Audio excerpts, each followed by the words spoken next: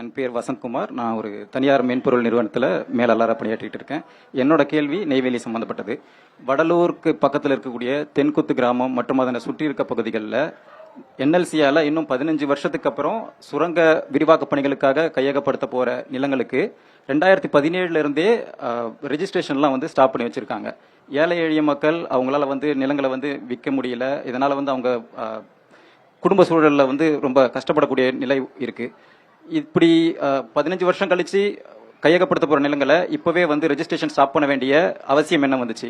இன்னொன்னு, அனைத்து முன்னேறிய நாடுகளும் ரினியூவபிள் எனர்ஜியை நோக்கி நகர்ந்துகிட்டு இருக்கும்போது நம்ம இன்னுமே இன்னும் இந்த நிலக்கரிக்காக விளைநிலங்களை திரும்ப திரும்ப கையகப்படுத்தி அழிக்கிறதுக்கான அவசியம் என்ன வந்துச்சு? இதுக்கான மாற்று திட்டங்கள் உங்ககிட்ட என்ன இருக்கு? ஓகே, இப்ப இந்த கேள்வி என்ன கேள்வி கேட்கிறாருன்னா, இப்ப தமிழ்நாடு நம்ம தான் சொல்றோம் மின்மிகை மாநிலம்னு நம்ம சொல்றோம். கடந்த ஆட்சியிலே அறிவிச்சுட்டாங்க, நம்மளும் அதான் சொல்றோம். தமிழ்நாட்டுல மின்வெட்டு மின்சார பிரச்சனைங்கிறது இப்போதைக்கு இல்ல.